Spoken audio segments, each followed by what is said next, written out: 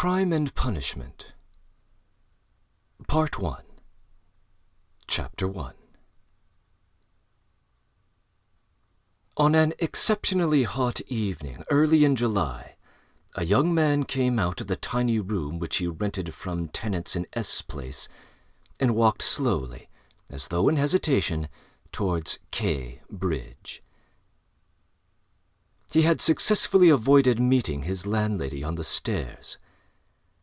His closet of a room was under the roof of a high 5-floor house, and was more like a cupboard than a place in which to live. The landlady who provided him with the room and with the dinner and service lived on the floor below, and every time he went out he was obliged to pass her kitchen, the door of which was always open. And each time he passed, the young man had a sick, frightened feeling, which made him grimace and feel ashamed.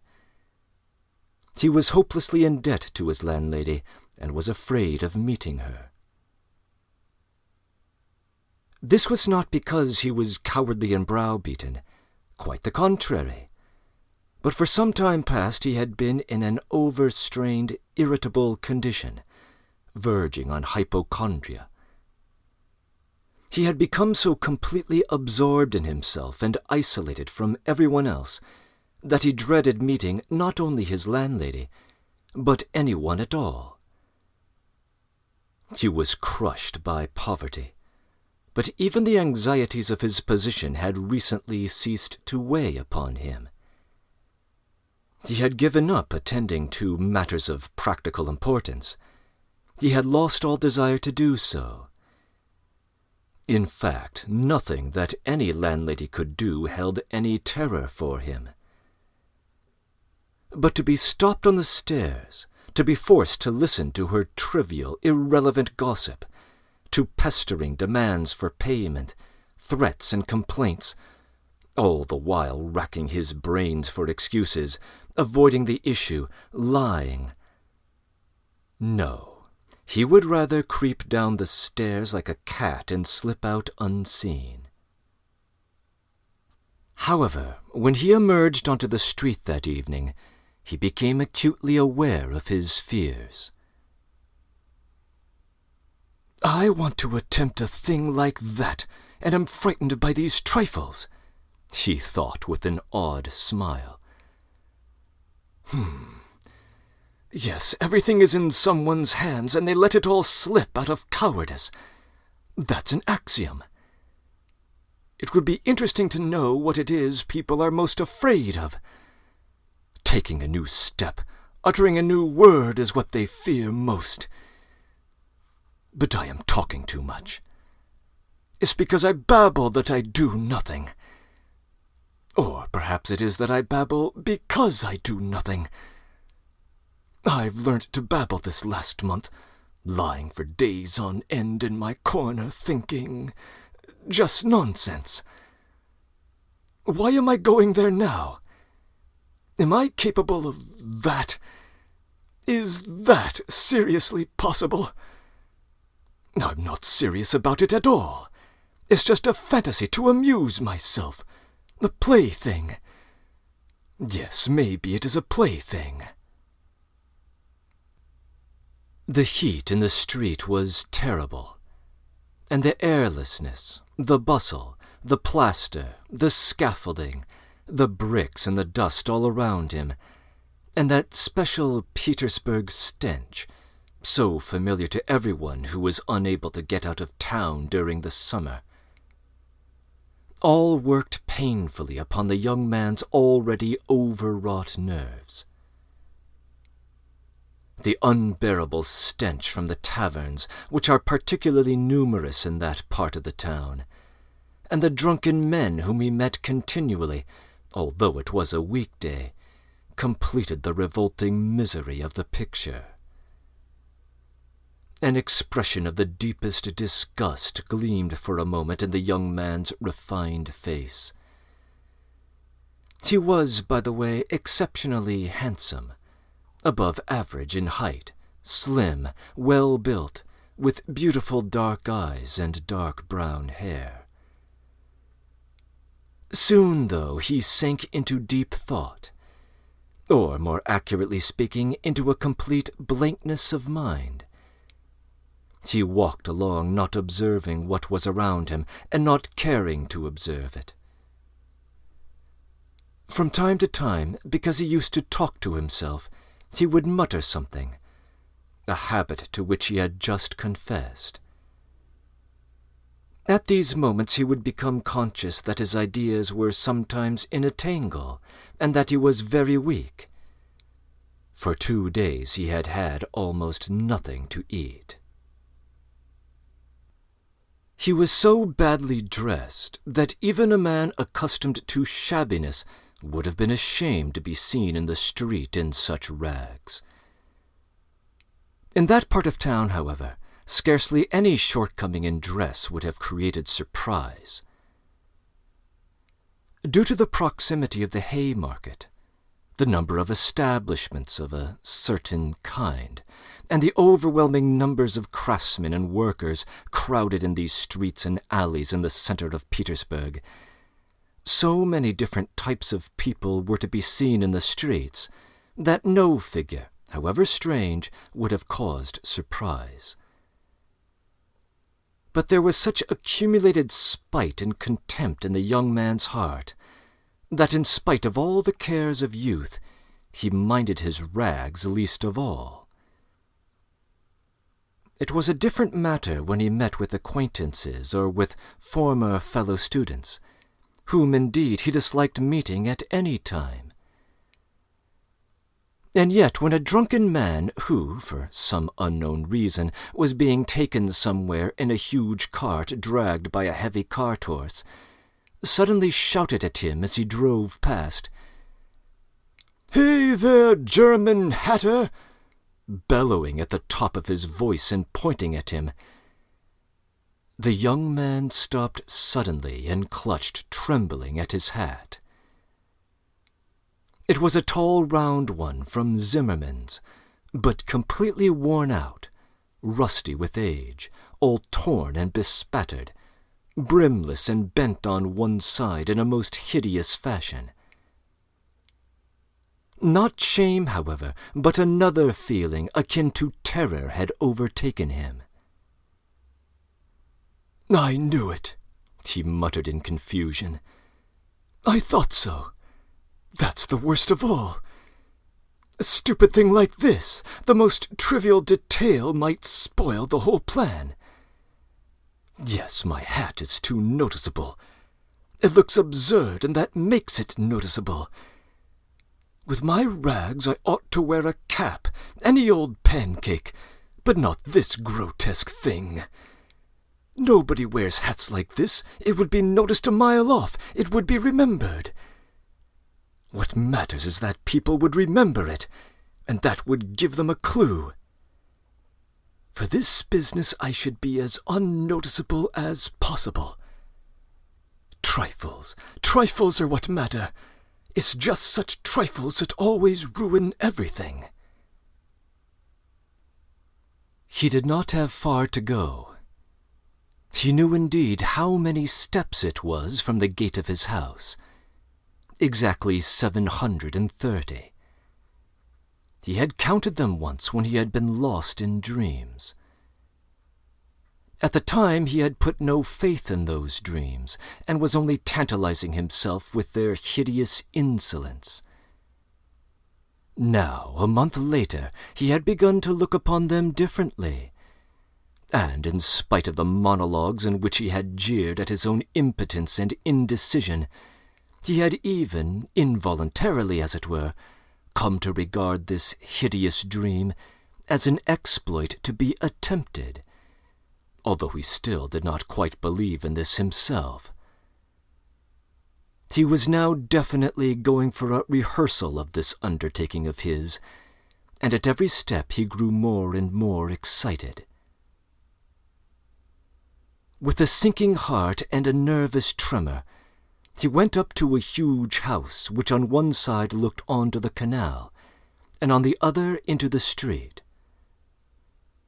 This house was let out in tiny apartments, and was inhabited by working people of all kinds, tailors, locksmiths, cooks, Germans of all sorts, girls picking up a living as best they could, petty clerks, and so on.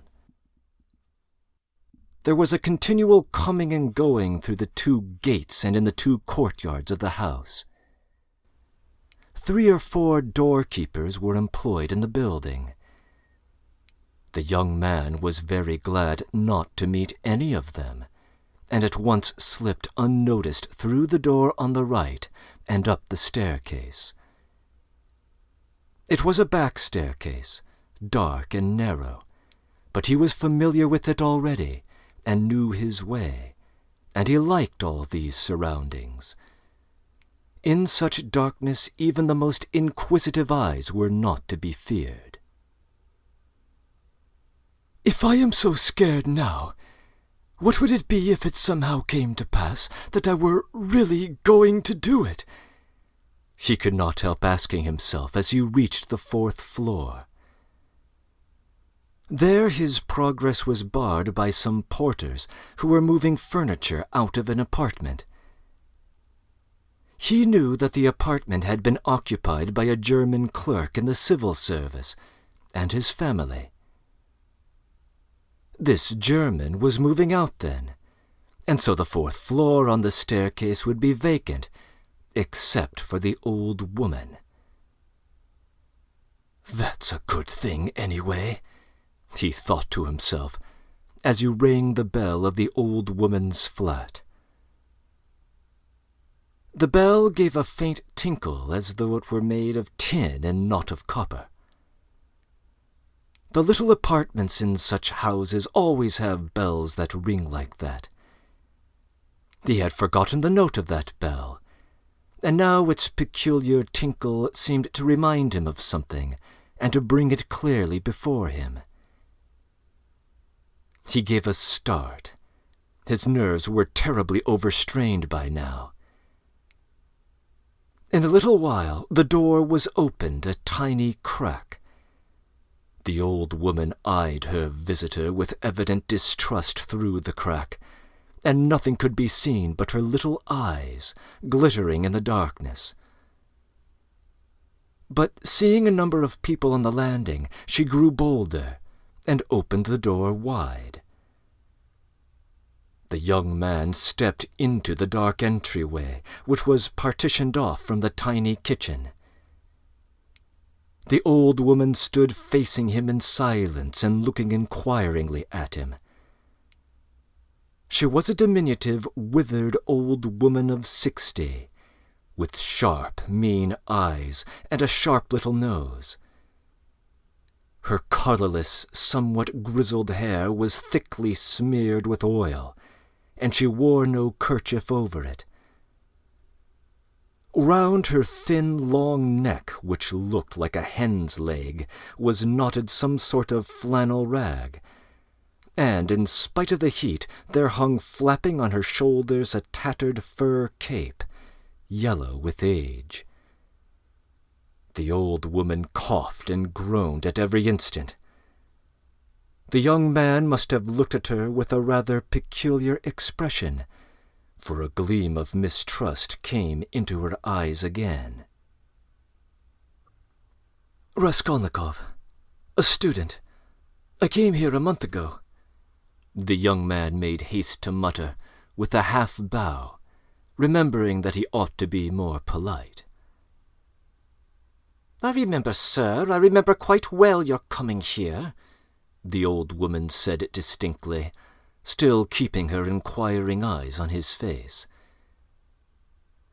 "And here I am again on the same errand," Raskolnikov continued, a little disconcerted and surprised at the old woman's mistrust. "Perhaps she is always like that, though, only I did not notice it the other time," she thought with an uneasy feeling. The old woman paused as though hesitating, then stepped to the side, and pointing to the door of the room, she said, letting her visitor pass in front of her, "Step in, sir." The little room the young man walked into, with yellow paper on the walls, geraniums and muslin curtains in the windows, was brightly lit up at that moment by the setting sun. "So the sun will shine like this then, too," flashed as it were by chance through Raskolnikov's mind. And with a rapid glance he scanned everything in the room, trying as far as possible to notice and remember its arrangement. But there was nothing special in the room. The furniture, all very old and made of yellow wood, consisted of a sofa with a huge bent wooden back, an oval table in front of the sofa, a dressing table with a mirror fixed on it between the windows, chairs along the walls, and 2 or 3 cheap prints in yellow frames, representing German maidens with birds in their hands. That was all. In the corner a light was burning in front of a small icon. Everything was very clean. The floor and the furniture were brightly polished. Everything shone. "Lizavetta's work," thought the young man. There was not a speck of dust to be seen in the whole apartment.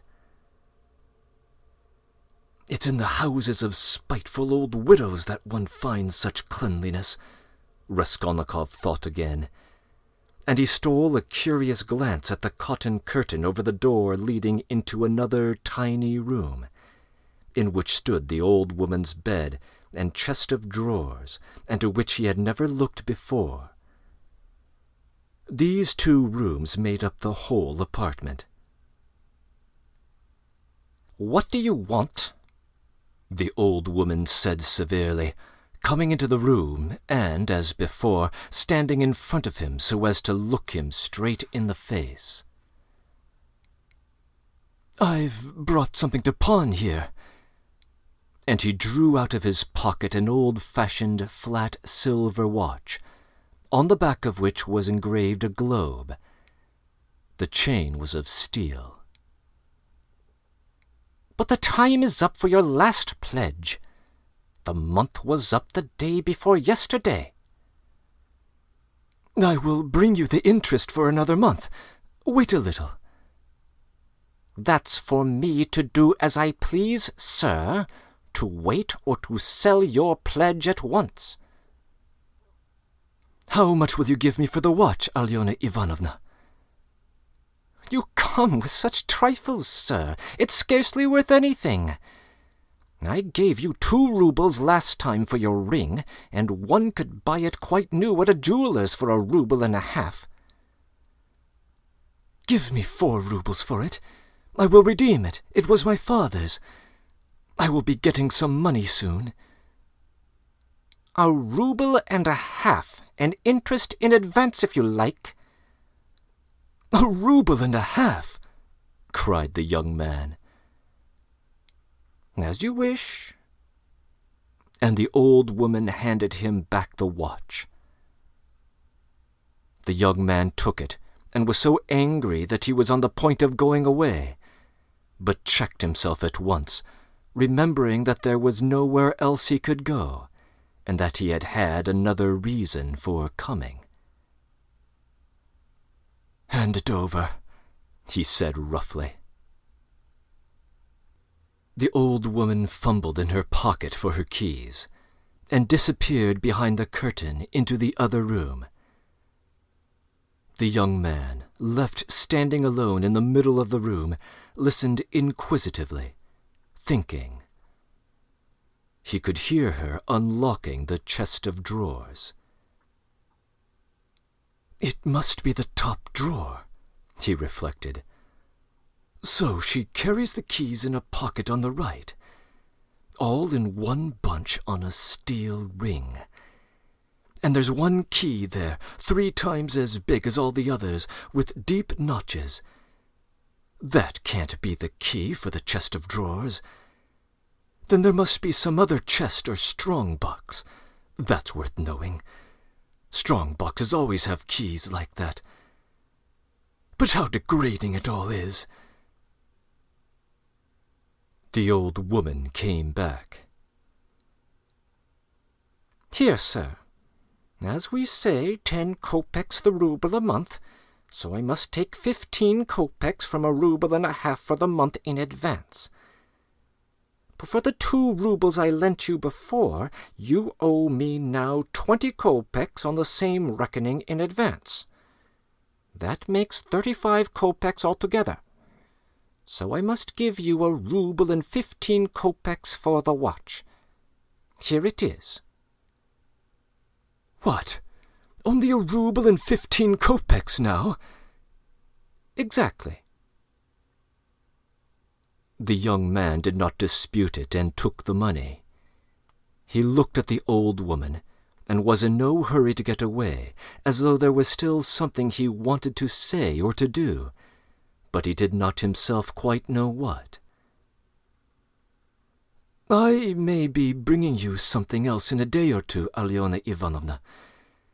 A valuable thing, silver, a cigarette box, as soon as I get it back from a friend."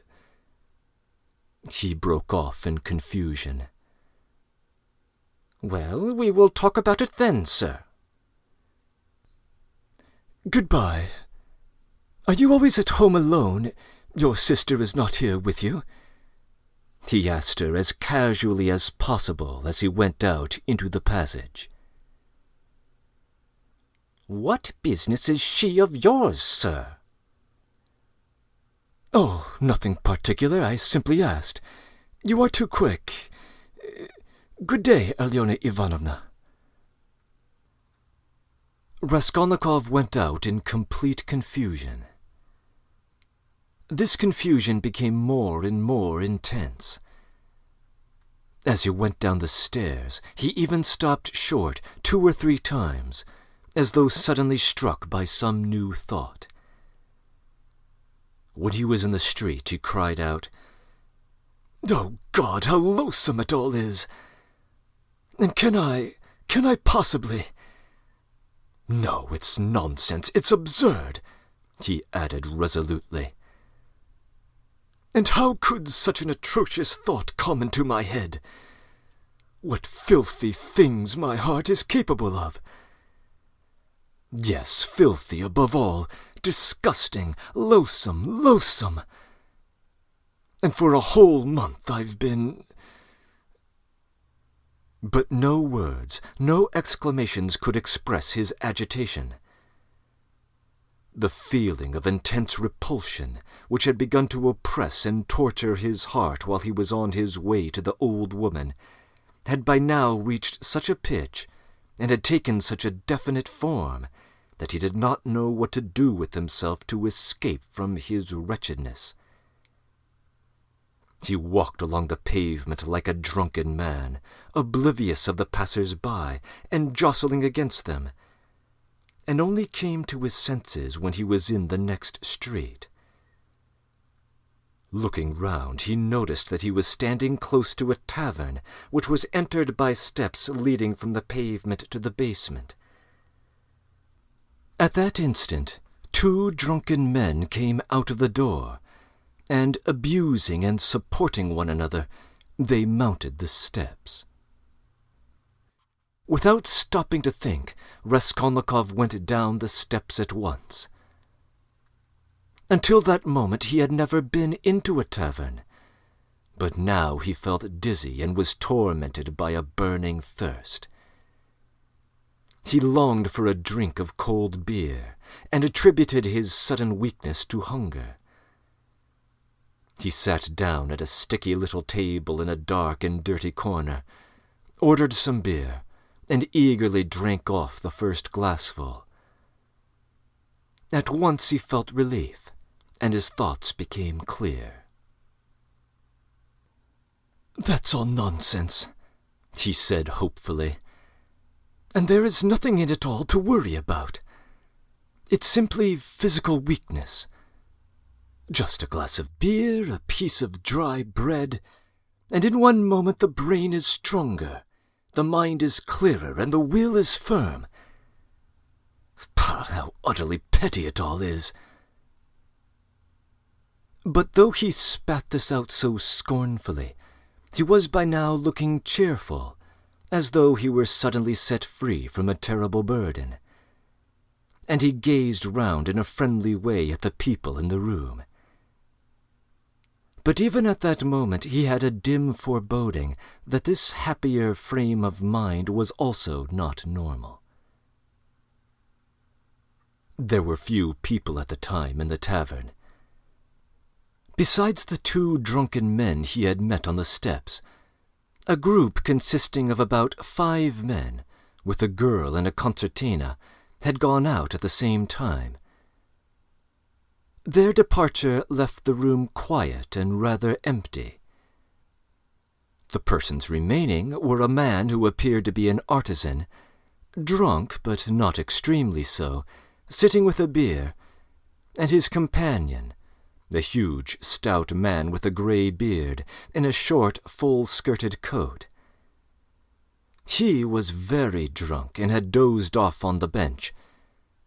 Every now and then, as if in his sleep, he began cracking his fingers, with his arms wide apart, and the upper part of his body bouncing about on the bench, while he hummed some meaningless refrain, trying to recall some such lines as these.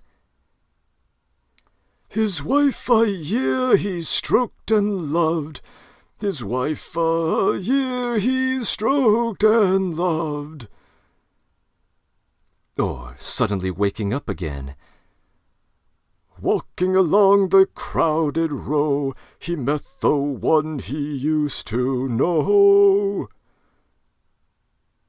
But no one shared his enjoyment. His silent companion looked at all these outbursts with hostility and mistrust. There was another man in the room who looked somewhat like a retired government clerk. He was sitting apart, sipping now and then from his mug and looking round at the company. He, too, appeared to be somewhat excited.